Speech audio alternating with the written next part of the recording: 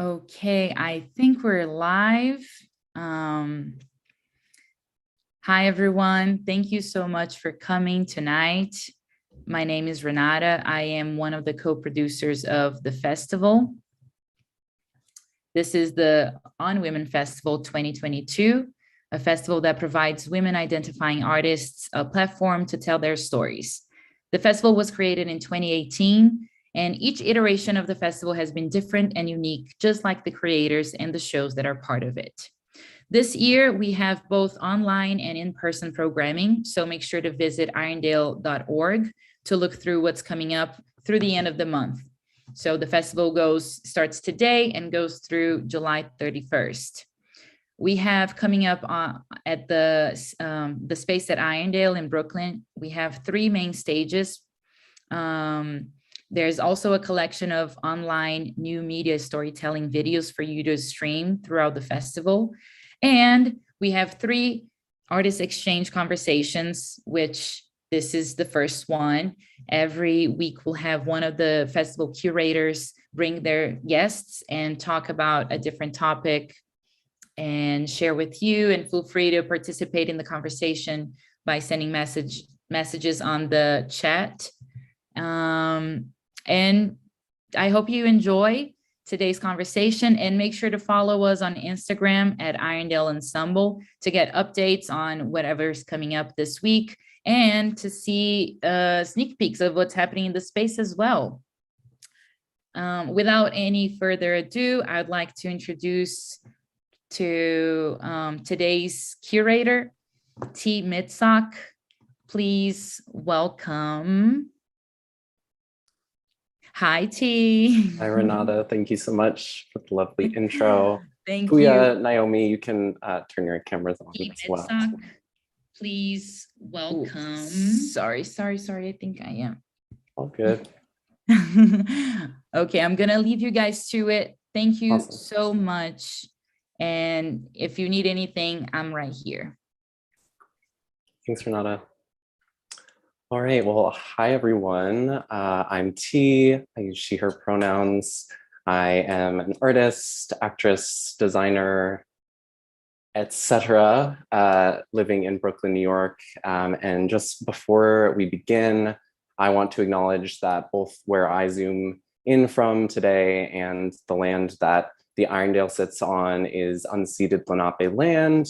And I just want to encourage everyone to do a little research into the land back movement, which is fighting to bring Indigenous lands back into the hands of Indigenous people.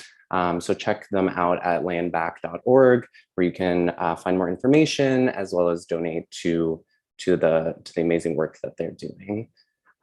So awesome, let's get into the conversation.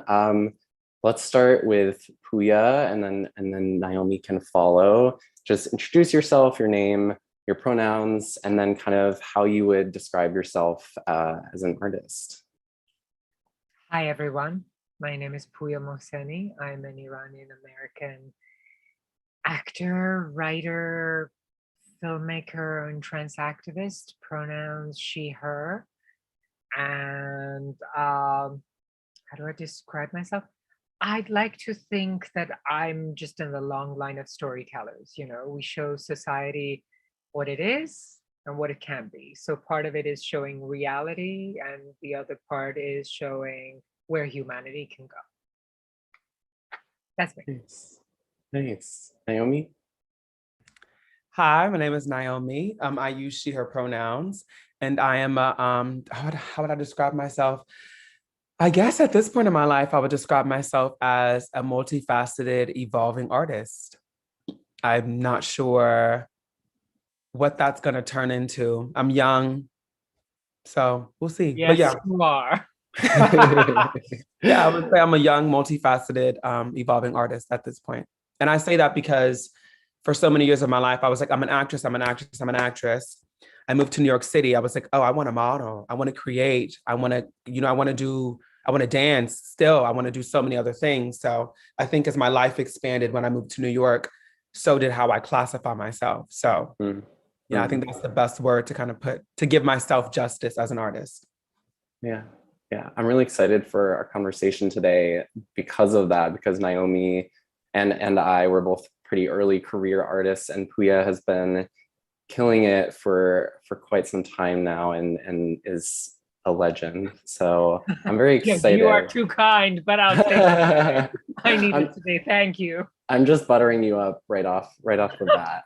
But I wanted to actually touch on something that Naomi said, which is kind of about how we evolve as artists. And I want to ask specifically, kind of how do you see your identity intersect with your artist self, and kind of how does that influence each other? And whoever wants to go first. Age before beauty. Yes, we shall go with age before beauty. I think it's the nature of our business, and Naomi, hop on anytime you want. It's kind of like you get exposed to certain people and you get inspired by them. You're like, oh my God, they're doing that, so maybe I can do that. Do I think that everybody can do everything? No. Or at least not everybody can do everything well. I never thought I was going to be a writer, but somebody had a script, they brought it to me, it had a trans character, they're like, well, how would you write it? So that's how I became a writer.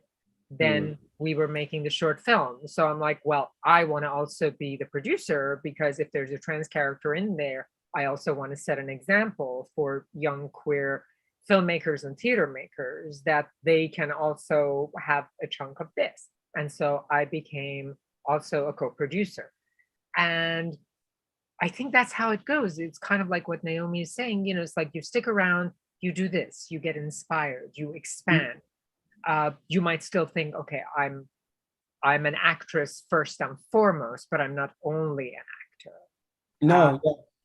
So I like that process. I like being able to co-write and be able to flesh out a character, as opposed to just write a character that somebody else has written for me, especially as a trans individual, or produce it so that we can make more artistic decisions about how this is going to be done. Mm-hmm. So in that, I think it's like you're ever expanding, and then you kind of like you find where your strengths and weaknesses are, and then you focus on it. But I also think part of it is who we are, and just being able to express our thoughts, our emotions, and being a force for change.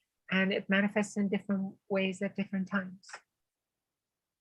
No, yeah, literally what Pooya was saying. I mean, when I think about when I first even started acting, for me at first, acting was like a therapeutic thing, right? It was like, oh my God, I love this, that, and the third. And I wasn't even obsessed with the product. I really loved process. Like I loved trying new things, throwing myself at multiple different things, whether it be voice, dance, writing, et cetera, et cetera, et cetera. But I found that my artistry is in direct connection to my identity. You know what I mean? Like everything I make literally comes from me. It's why I used to tell people, right, whenever I went to conservatory, was teachers can't teach you if you're not being yourself, first of all. And if you're not being yourself, then the work is not truly yours. And although as actresses and actors, performers, we step in the shoes of somebody else, you have to know you first, right? There has to be a home base to leave, to step in. Like you have to know what size the shoe is. Is it a heel? Is it a boot? Is it a Tim? You know what I mean? Like, are they Balenciaga boots? Like, what are they? You have to know what they are before you put something else on, right? So just like Pooya was saying, like I found as I was living in my heel, I don't know what brand it is. We're not going to get into that. I don't know what brand the heel is, but at that time I knew what it was. And other people wanted me to try on their shoes. And I was like, okay, like you want to work with me. You want to collaborate. I can't give you everything. I have to pull up. I have to show up to the table, and I have to continue to be authentically myself. So the work and thing that we're making can be inclusive, can be an accurate depiction of girls like me, people like me. So that's a random side thing. But no, I agree with everything Pooya was saying. Like you pull up and you make it hot. Yeah. That's how I view it. How does that influence for both of you the types of roles that not only you audition for, but that you choose to take on? Do you find more comfort in roles that are, explicitly trans, written for a trans person? Do you feel excited by a role that's not specifically for a trans person, but you're inhabiting it. So maybe it is a trans character now. Like, what's your relationship to that specifically?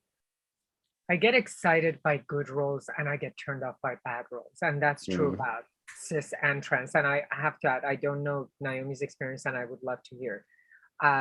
I'm a little older, so I've been seeing kind of the evolution of queer roles over the past 10 years.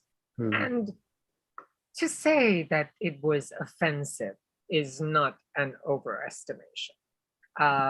It's like when a trans character is only there for their transness to help a non-queer character, it's like find their heart or find their journey. It's kind of like, and on some level, we still are utilized that way. As somebody said, it's like we're the forever oracles, kind of like we guide cis people on their journey, because that way we don't have to have sexual contact, so that the audience doesn't have to feel uncomfortable about, it's like a trans character being in a sensual romantic relationship with a non-trans character, which, apparently the audiences feel uncomfortable about. So we kind of get into these detached characters.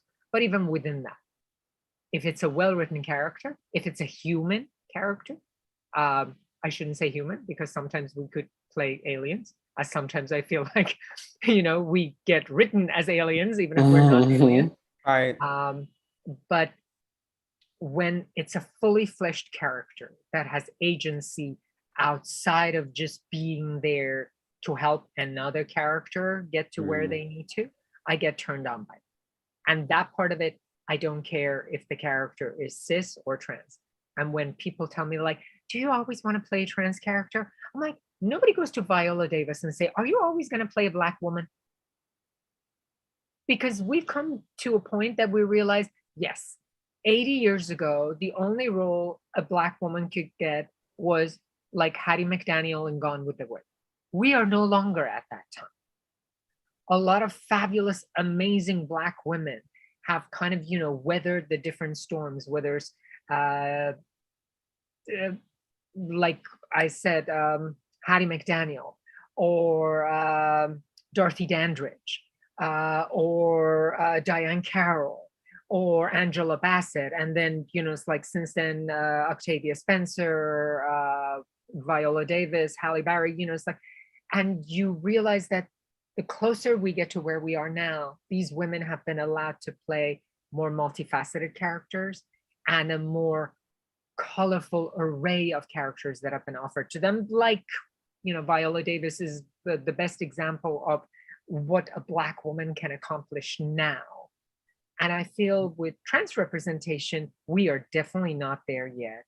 We still get written as stereotypes of sort, except when they're queer specific shows. I would like to say Pose, and if we get to talk about it, I mean, I love the women and the queer people that got to be that.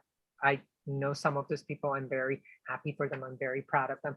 I still don't feel that we can have trans characters that are fully written and fully embodied within a larger world that's not necessarily queer. That I don't feel that we're quite there without the character being there for their transness. And that is something that I would like to get to at some point while I'm still alive to play them. Yeah. No, I agree. I agree to multiple points you made in that statement. And to take it back, to give my experience, I guess, right, would be, but when it comes down to the clear communication you have with your team, I'm very lucky to have a team. When I signed with all of them, they just were, I feel like they've been on this journey with me, right? In the most genuine, transparent way. Like, and I'm very open. I'm like, I don't got it right now. Or like, a lot's going on. Or like, I can't, you know what I mean? Or like, so one, I'm transparent. And two, I have a team that like is amazing. Like I would not trade them for the world, right? And three, since 1 and 2 exist, right? They know what to send me and what not to send me. And this is a journey, right? and no one's ever played one thing. And if they have, it's either because they want to, or they got stuck, or they just kept saying yes, right? And I refuse to just say yes to the same thing over and over and over again. So with that being said, like Pooya said, I love playing interesting people. I love when I get a script and I read it. If I come alive, oh yeah, I'm gonna audition for it. But I don't always get sent only trans or non-binary roles, because this is an issue I do have. I do think at times casting can be very general, right? Where I'm like, if you know what you're looking for, put that.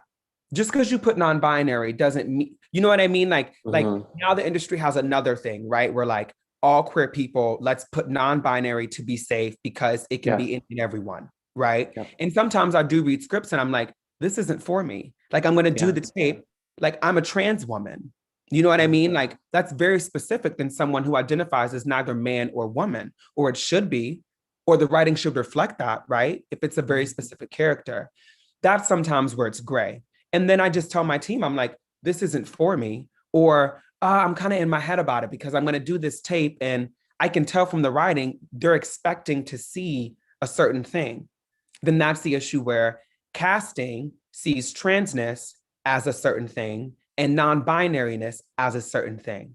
And in reality, nobody's a monolith, right? But they have very specific ideas about those things. That's a little side tangent thing that I just had to say. But to answer your question, no, I don't only get one thing. I get an array of things and I'm very lucky. And I love everything. I love most things I get, to be honest. Great. And I am excited about I'm excited about how the industry is moving forward. And I don't want to give them that amazing word of forward as if like a lot's happening. But sometimes we move to the left and sometimes we move to the right. And sometimes I do think that like we are making or trying to go in a positive direction or a more inclusive direction, where trans people aren't always on the perimeter. Because that's something I spoke about recently. I was like, I'm so sick, right, of trans people being on the perimeter of the story and never the center, right? They're always to aid, assist, to lift up. And it's like, we are deserving of being the center and not just around the perimeter, you know? So once we really get there and there's more and more and more, then I'll really be happy. But I think that's why, you know, we're all gathered here today. And me and Pooya are, you know, trans women in New York City, making it hot, doing the thing that we can, and having panels like this. So yeah, I'm excited for the future. And I do think that it comes down to communication between yourself and your team, because you can be the yes and girl. You know, you can say, yes, I'm gonna do this and I'm gonna stay in this lane because it's gonna work. Or you can challenge people and you can say no. Or you can say, oh, I don't really like this. Or sometimes I'll get character breakdowns and I'm like, this isn't specific or this is offensive, you know? Right. But I use my voice and I don't care who can not like me, not work with me, or have an opinion about it. I know my heart and I know it's genuine and I know I'm for the girls. So that's kind of how I move and navigate through it all. Yeah. I know that both of you are writers in your own way. Pooya, you mentioned kind of having to be or like finding your writer self kind of out of necessity, but do you find that, you know, there is a difference when it is written by a trans person? When it's not written by a trans person, are you often consulted or asked about the role? I'm just very curious about the role of the playwright or the screenwriter in all of these projects. I think, like anything else, if you are writing a character, you should know the character. Otherwise, that character is not going to be a full character from inside out. And that character is going to be written from how they're perceived by others. That character becomes kind of two-dimensional. And I've had moments where I've read a trans character that was written with the best of intentions by a cis writer. And they were kind enough and smart enough to say, I've written this character as I saw the character, but I know my shortcomings because I do not know this person's experience. And what happens, and I remember this very vividly, I said, I like the character you've written, but what comes out of her mouth is not what she would say, but what he would think she would say. And I'm not saying that every trans character should only be written by a trans person. However, when they are, it's like, I'll give you an example that most audiences would know. When a female character is written by a man, whereas when a female character is written by a woman, there's a difference. And nobody can deny that there's a difference. It's like, that's how entertainment has changed over the last 30 years, that women can be in a piece of theater or on television, and their whole ambition is not to please a man or to talk about a man. You know, it's like that is an example we have. Trans characters are the same way. There have been times, thank God, not that many times, but when somebody sends me a character and they're like, this is a trans woman of color, and then the references they send me, I'm like, you've written a Black drag queen, which there's nothing wrong with a Black drag queen. But the fact that you do not see the distinction between a Black drag queen and a trans woman of color in a general sense, and then you give me direction that you want this to be like something you'd see on Jerry Springer, then I understand that you are not interested in the truth of this character outside of your storyline, which if it's your story, obviously you have every right to do whatever you want with it. You can burn the whole thing down. That's your problem. But I cannot in one breath be a trans advocate and activist and try to be a voice for my kids in the community and for the business at large. And then on the other side, I'm like, sure, I'm going to play this cartoon version of a character that you can't even draw the distinction between whether this character is a drag queen or trans. And somebody said that both can be. I'm like, yeah, a trans person can also be a drag queen, but they're not the same thing. Right. And when I see things like that, I'm like, okay, this person doesn't know and doesn't think they need to. Whereas the person that has written a trans character that is honest enough to say, I've written this character and I don't know everything I need to know, so help me. I'm like, okay, I'm more than happy to help. A lot of the projects that I have done, like the 2 short films that I've co-produced and I've starred in and I've co-created them, there was a collaboration with 2 cis men, with 2 hetero cis men, who they're like, we want to tell this story and we want to tell it well. And in order for us to be able to tell it well, we need your help. And we want to hire, you know, it's like people of color to work on this project, or we want to hire queer people.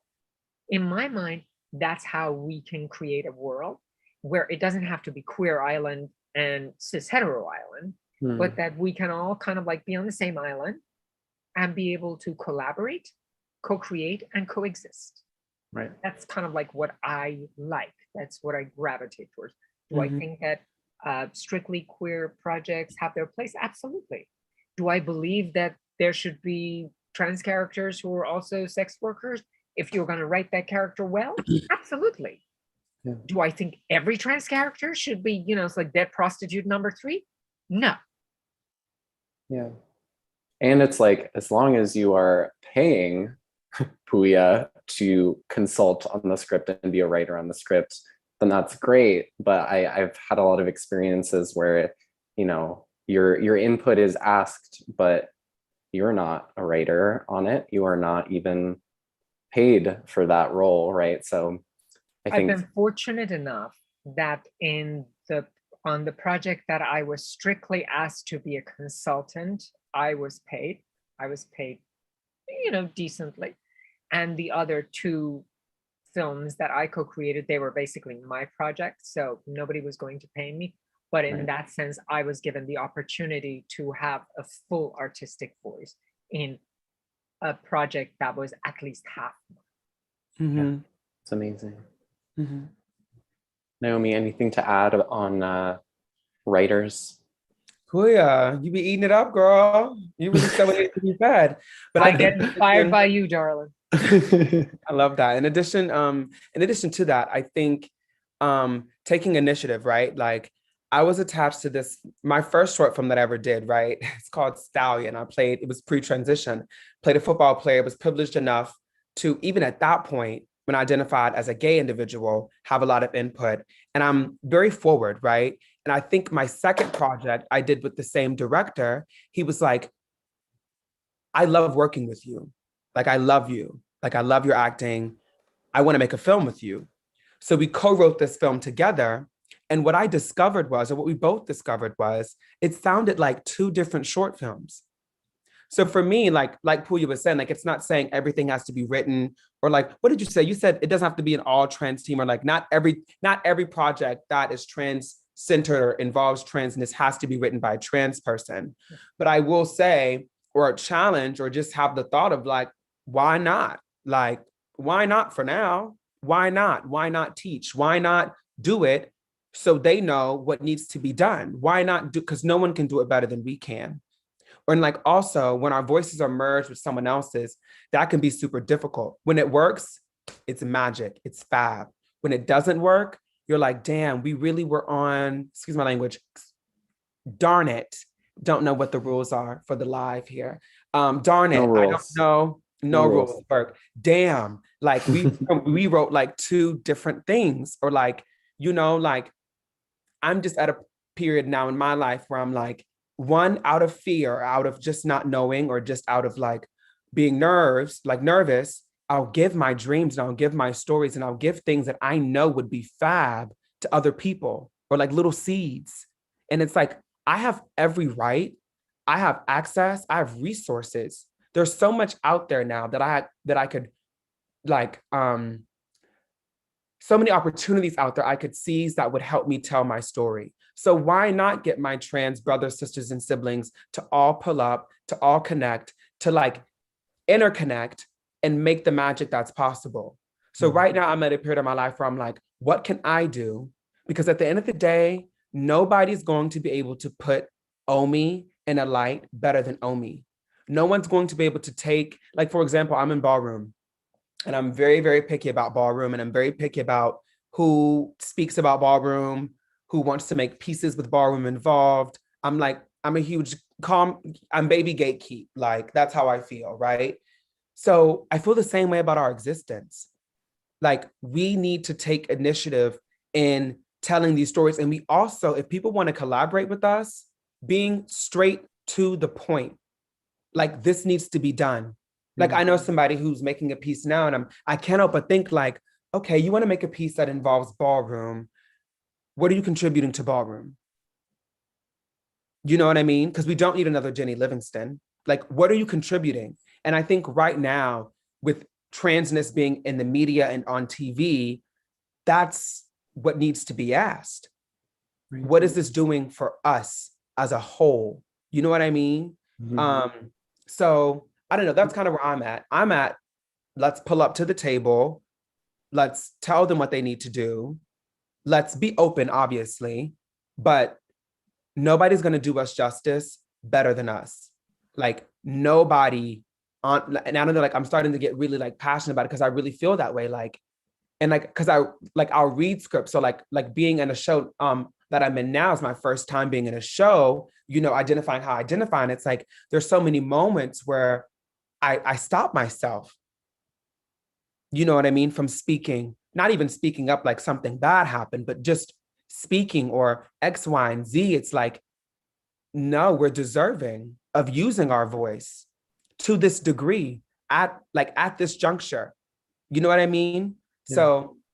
Well, and you mentioned the media too, you know, that sort of irresponsible storytelling is how we got here, right? Like, we've all seen Disclosure. We know the history of how trans people have been depicted on stage and on screen. And, you know, that's why, you know, we're at the place where we're at, because we haven't had the most responsible storytelling possible. And right. So yeah, I agree. It is really important to feel like we can have everyone around the table to be a part of it, rather than, you know, not having them at the table, but reaching over for them and asking them to whisper in your ear and give you the answers. Right. And you mentioned earlier, Naomi, being really passionate. I'm not sure if you mentioned this on our live conversation or our before conversation, but chat. yeah, the behind the scenes. But how you were particularly fond of process over product. Mm-hmm. And I wanted to ask you both, you know, while the product is important, what have been some moments in the process, whether it's, you know, auditioning, training, callbacks, rehearsals, you know, the everyday life of just being an artist? Have there been moments that have stood out to you where you go, you know, this is something that has to change, right? Because theater's been around for a while, and you know, there are bound to be moments that come up where it's like, you know, actually trans people need to be on everyone's minds in these particular ways in the process. So I'd love to hear your thoughts about that. I think of In Love. I don't know. I'm so obsessed with trans people in love. It crosses my mind every time I'm on Instagram. I'm like, and just speaking because I'm a part of the Black community, just like I see so many Black gay man pages, like Black queer couples and Black men in love. And I'm like, okay, that's cute. That's beautiful. But like, for me, I'm like, we have to change the story that, and like we saw it in Disclosure, but I still don't think we see it now. Black trans people in love, and it's not always lustful, or just trans people in general. You know, I speak from the I, but like, no, when I say Black trans, I also mean trans people in general, trans women, trans men, non-binary individuals who love, to me, and I think that's why I'm such a hopeless romantic, right? I think that's why I'm always so like, sometimes boy crazy and sometimes just crazy in general about love. Is like, because there's no reason why I, Naomi, in my day-to-day life, right, will tell myself that love is not possible, that I'm only going to be a queer mother of influence, have a life, have a career, but I will not have the privilege of being out and proud and intimate and in love with somebody else. That's the power of media. People want to be princesses because media tells you you can be a princess. You know what I mean? There's all these stories, right? Like the media holds such power. Social media, you know what I mean? Like social media, film, TV, plays are all powerful tools. We've been told this since we were kids. We've been told this since we started acting training or like whatever training we did. We've been told artists, that's why it's the first thing to go, because it's the most influential, right? So for me, one thing I think about all the time, and it's why it's inspired a film I want to make, but I'll keep hush hush. But I want to see us in love. And I want to see love work. And I want to see love not work. And I want to see love work and then not work. I want to see a Black trans girl have this boo, and not bae. You know what I mean? I want to see, I want to see humanity.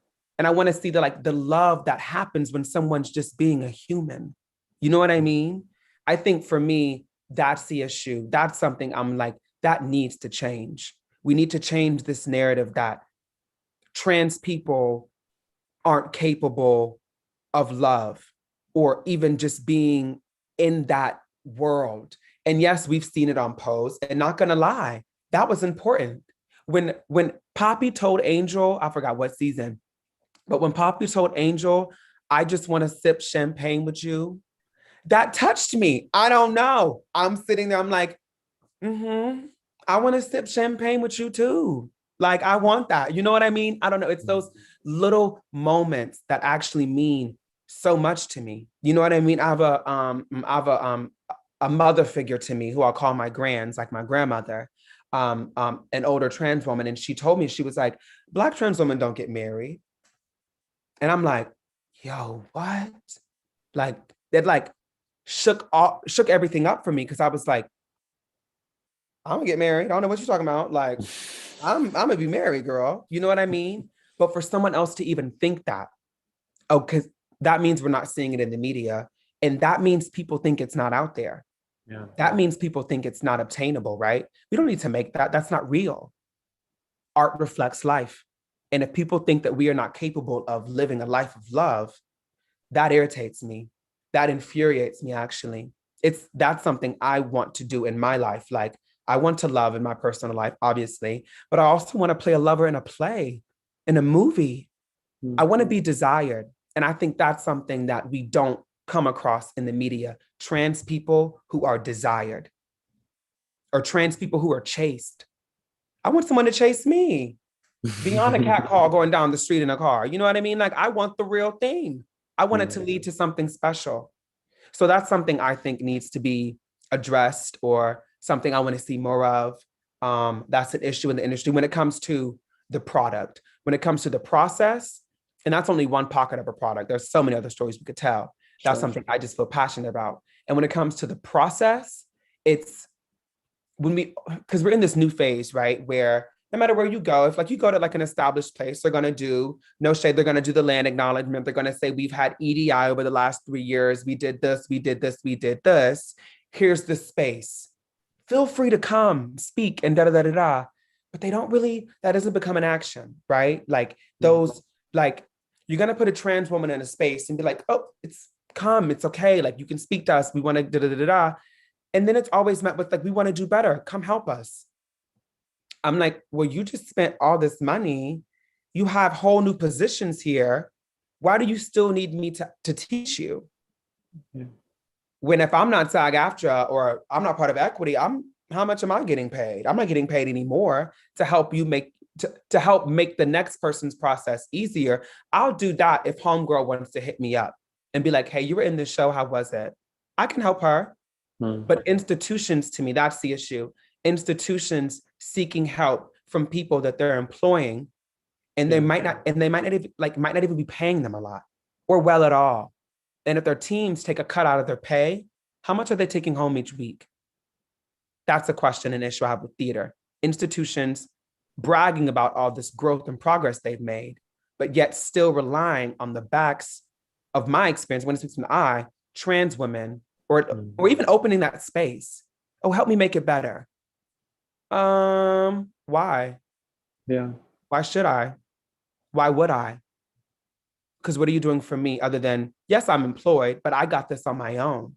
My talents got me this. You're not gracing me with anything. You know what I mean? I did this. Right. So that's the issue with process. And that's one issue. Process and then product when it comes to the industry, both TV and film, and theater. And just like we're not the guide trope in the play, we're also not the guide trope in the rehearsal room. Like, see, and I feel like we have been given the trans role.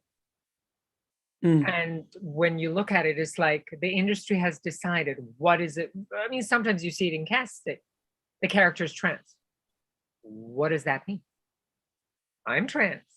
You're trans. You're trans. We're not the same type. We're not the same age. We don't look alike. We don't think alike.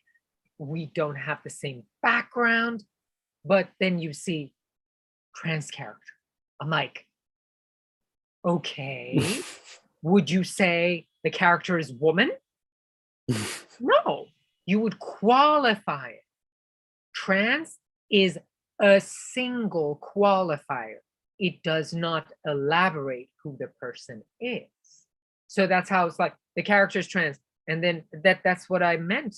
What Naomi was talking about, characters being in love. It's like this idea, like we are written as characters that are detached. We are the guide. It's like, I mean, I was lucky enough to play a scientist, but a scientist that had no human connection. And that's not just for trans characters, but for any character. But how often do we see a trans woman in her 40s being in a relationship that's not sex work? Again, no shame on sex work. It's just that has become the trans role. And we're far more expensive than that. Yeah, but we can do anything. There can be a trans mother. When was the last time you saw a trans mother? And don't even get me started on trans male representation, because sometimes you see this character can be trans male or trans female. I'm like, Can it? So you just No decided the character's specificity, trans. right? There's no specificity to us. It's like you can be specific with this person and this person and this person, but to fill a quota or like a, like we It's need like an afterthought. Right. It's an afterthought. We're the perimeter, right? Like this character can be trans. What the heck? Anything goes. Are you that unsure? Like, what would be so specific about this character that they'd be trans? And I'm not saying like, don't give us roles. Give us roles. But think of us outside of that structure, that we can be the hot lawyer in a romantic relationship. Yeah. Or we can be the saucy nurse who may be flirty. And so as we've written, we're either these detached characters on the perimeter, or we're these sassy characters on the perimeter, or we're this sad, pathetic character who other characters are going to find their humanity through. Again, we are this tool for other characters to find. And yeah, when you're a smaller character, that is what usually happens, trans, cis, non-binary, whatever. But that has become the essence of trans roles. And why are we focusing on somebody's like, well, they're trans projects? I'm like, except that in the industry, we also know when you have a trans project, you know how much funding it gets. You know the kind of space it's going to end up in. You know how much attention and how much budget and how much manpower, woman power is put into that, because it becomes, oh, isn't that so nice they're doing that project? We are not, outside of like literally Pose and now Strange Loop on Broadway, we are not a project on an A-list. Unless we're this tiny character in a bigger project, which, as we discussed, what that character ends up being. Mm-hmm. And if it's a predominantly queer show, then it ends up being not quite up there budget-wise and quality-wise, not because they can't create, it's because they're not given the means to create the same show on a caliber of an A project, because they're like, oh, this is an art project. It's all art. It's just a matter of, is it art that you value, or is it art that, oh, just those people are going to go and see? You know, that's what it comes down to. We are still seen as those people. And whatever you say, that's how we're treated. How have you seen that change or shift at all, if at all, in your career? Yeah. Like I would like to take this opportunity. It has changed. Not enough. Yeah. I mean, I remember there was a time there was no trans representation. And when I say none, like none. Then we moved to, prostitute number 3 on a procedural. That was like a move in the right direction, because we had kind of like moved up from, playing the psychotic killer who had become psychotic because they couldn't come to terms with their gender, because we all know we're so confused, not the rest of the world. And that was sarcasm, by the way, people. We picked it up. We picked it Yeah, up. we got it. And, it's like, I mean, like the people out there, it's like, I'm like, sarcasm, people. We are not confused. I assure you, we're not confused. And then we move, it's like to kind of like prostitute number 3, prostitute number 2, prostitute number 1. Now you can have a show like Pose. And yes, it did happen. Laverne was kind of like on that wave, and Transparent. And had it not been for Transparent and, the Laverne Revolution, there probably wouldn't have been a Pose. And these things have all kind of like helped. But Pose was great. What's the thing to follow Pose? Right. There isn't one. It's like Laverne, there was an interview, Laverne was saying, she likes to think of it as we live in a post-Pose world, right? Because that has made probably the biggest impact. Yeah. You know what I mean? With the most trans representation. And even then I challenge, it's like transness doesn't always mean camp. Doesn't always mean, you know what I mean? There's a very specific style. I think that's a Ryan Murphy trans representation is very specific. Right. You know what I mean? I love Ryan Murphy. I love what Ryan Murphy does. That cannot be the only all-encompassing trans representation. It just cannot. And ballroom doesn't always have to be the spine of Black trans representation. You know what I mean? Like, I feel like sometimes with trans, it's just like, okay, we get one thing and that one thing might be the next thing for a little bit. Like, okay, we see her sex work. Oh my God, that's what they do. Everything, sex work, sex work, sex work. You know what I mean? We saw it in Disclosure. Oh, when you see their, whatever their body looks like, you throw up, it's gross. Oh, let's continue that. It's like, no, you know, let's change the narrative. Let's make stories. Let's have impact. You know what I mean? And that's the thing people fail to realize, that like they don't see us as humans, right? They see us as trends.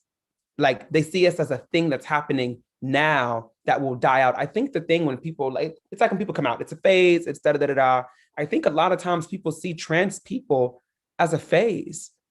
Like this will be something that will fade out in the industry. This will be something that people won't even need on their rosters as much because it was a time, like it was a period in time. When in reality, we're not going anywhere. We're not leaving. Now we're showing up and we're angry. And like, we're really pressing you now, right? Now we have energy. You know what I mean? Now we're not as scared as we used to be because there's more people. It took one person and then another person and another person to be like, oh my God, I have 14-year-olds who messaged me and they're like, oh my God, I'm so inspired by you. I'm in awe. I want to do this X, Y, and Z. And I'm like, oh my gosh, people know that soon, right? That's what they don't understand, that this is not a trend. Like this is not going to fade away. This is permanent. People have been feeling this way for eons. You're dumb if you're just not thinking it's a thing. Historically documented eons. Exactly. So yeah, let me not get too hot because I was definitely getting a little riled up. But so the audience, it's not in the water. There are not more trans people because of the water. Yeah, right. No. Don't listen to Ben Shapiro. I have a few more positive questions that we can get through in the last 10 minutes. The first being, who are some other trans women artists that inspire you, that you've worked with or you haven't worked with, but whose work really gets you excited? I'll give you 5. Shakina Naifak, a total trailblazer. You know, it's like one of the founders of the Musical Factory, and the writer of Chamburi International and the Butterfly Club. I am very grateful for what she wrote, and I got to be in that. Kate Bornstein, L. Morgan Lee, obviously, you know, the women of Pose that we were talking about, them separate from Pose. I have great respect and love and admiration for Ms. Rodriguez, Ms. Jackson, Angelica Ross, Anish Sheff. And the reason why I'm kind of like, you know, going, because I want all of them. Some of them are Black, some of them are South Asian, some of them are white, some of them are older, some of them are younger. And I feel this is what I keep pushing, like we're not a monolith. It's not a trans character. A trans character is just the character. Now, what kind of a trans character is this character? And we haven't quite gotten to that yet. But these are people who inspire me. These are people who have been honing their craft for decades. I look up to them. I admire them. I respect them. And I hope that the world recognizes more and more of their achievements. And I'll be tagging along just a few steps behind them. You will. I think for me, obviously the women of Pose, I just have to say that, like that.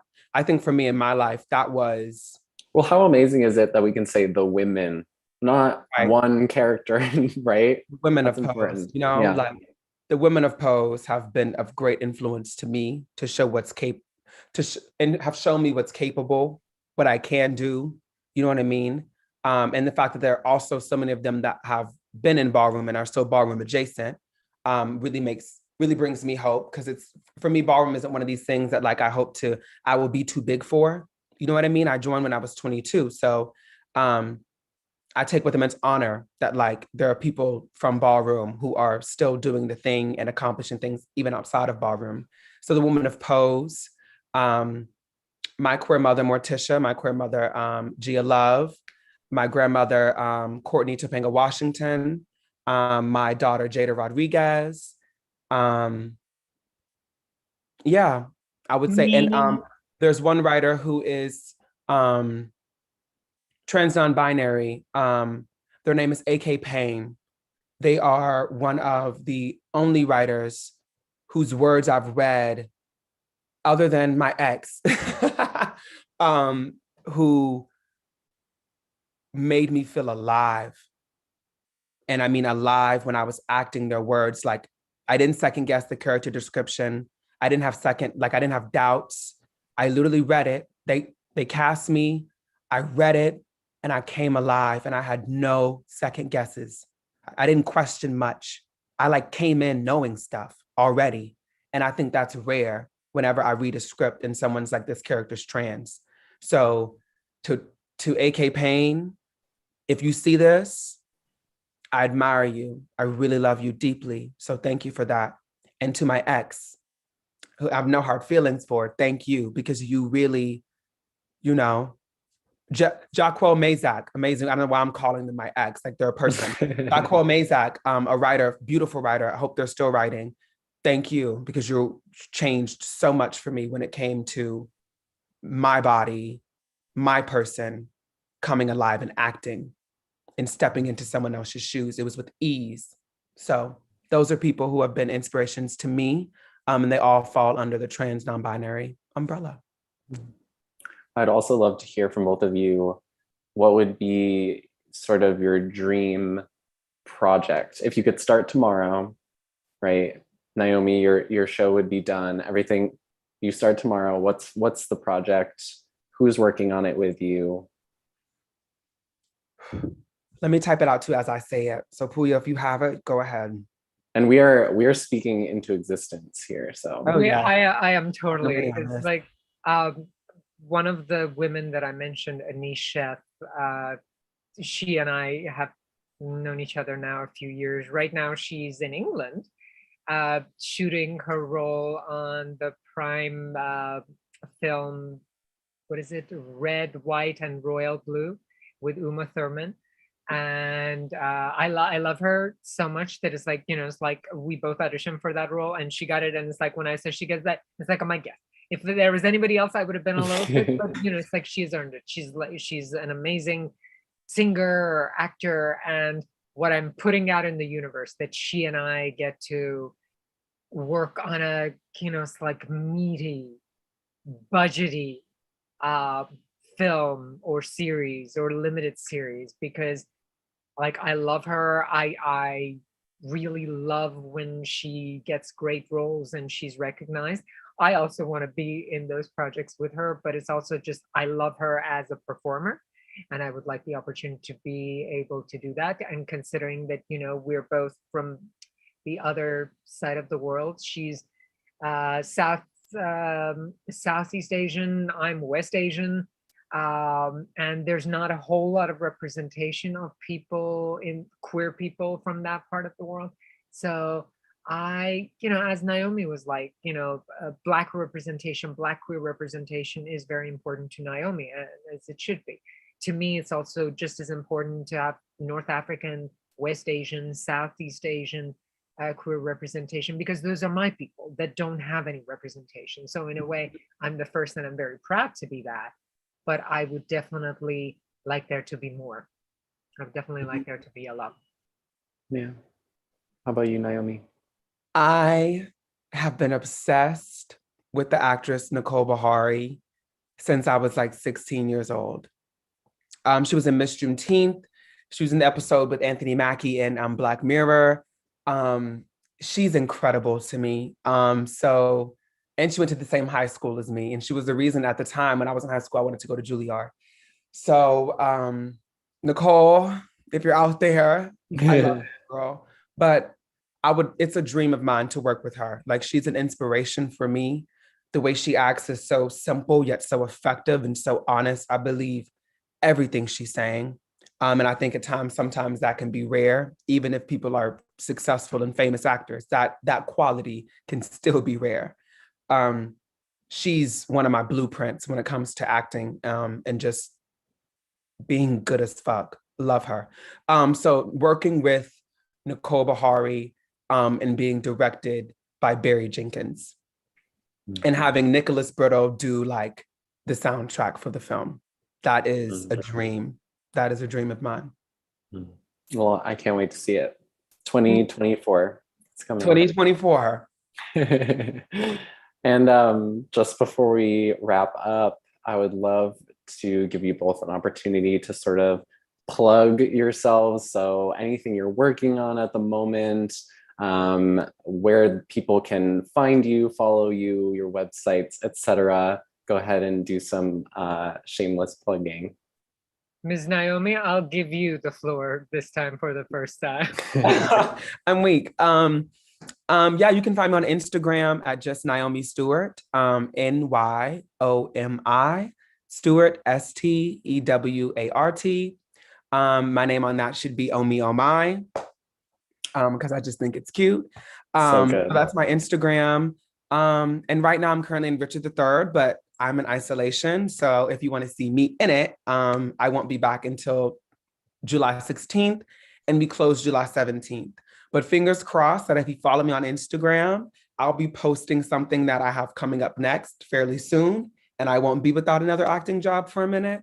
So yeah, follow me on Instagram there, Naomi Stewart. And that's pretty much it. And I think the last thing I want to plug in is keep going. I don't know who needs to hear it. I don't know who needs to process it. I don't know how many people are even watching this, but keep going. To hear another thing I want to plug, like life has been hard for me too at times, but I have to remind myself that when Omi was 16 or so, whenever Omi watched Glee and she's like, I'm going to go to NYADA, I'm going to live in New York City. It didn't unfold. NYADA's not real, but I am living in New York City, right? So like, it's like the cheesy quote, like 5-year-old you, 10-year-old you would be proud of you. Like, no, but for real, like be proud of yourself, keep going, baby steps, and it's a journey. Everything's a journey, and everybody loves a story. Pooya? And by the way, Omi, you just referred to yourself in third person. So if that's not a star, I don't know what is. Okay. You can find me on Instagram, Pooya Land, like Disneyland, just Pooya. I'm actually doing an adaptation of Galatea by MJ Kaufman in Prospect Park in the last week of August, and all trans and non-binary cast. I've done this a few times, but that's the part of it I really love, that kind of representation, written by someone in the community, performed by people in the community. I love that. And I have 2 short films that I co-produced, co-created, and starred in that are kind of like have been done within the last 3 years, that this year and next year they're kind of going into the festivals. And I did a short film last year that was directed by Destry Allen Spielberg, Steven Spielberg's daughter, and it was written by Owen King, Stephen King's son, with Hopper Penn and Brian Darcy James. It just made its premiere at the Tribeca Film Festival, and there's talks of it being made into a feature film. And at the festival, our director, Destry Allen Spielberg, she kind of leaned in and she's like, so just we are making the feature happen and you're going to be in it. And it was kind of intimidating because Steven Spielberg was sitting right behind me at the festival. And there's this part of me, I'm like, should I turn? How should I turn? And work, Pooya. And I will take that to this idea that you never know. You do good work. Like, work is important. You do good work. You do it with good attitude. Do what you expect of other people. The rest of it is outside of your control.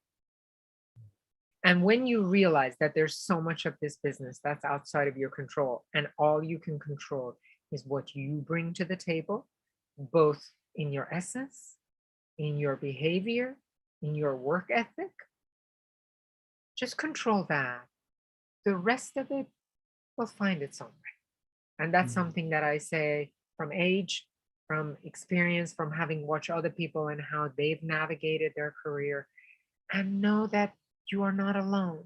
You have every right not to know things, and you have every right to learn. But never feel that you should be given special deference because you're marginalized, because people will take advantage of that. You're the only person who can hold yourself up to a certain standard. And as they say, when people deny you, become undeniable. Mm. That's all. And a lot of love. I want to thank you both so much for being a part of this conversation tonight. I was so honored and excited to know that you two would be here with me speaking about your experiences. And I admire you both so greatly. And I also want to extend my gratitude to Renata and Max and everyone at the Irondale. Please go see the main stage productions. I was a part of curating them, so I'm biased, but I'm really excited to see them as well. And I hope everyone has a really great rest of their night. Thanks, y'all.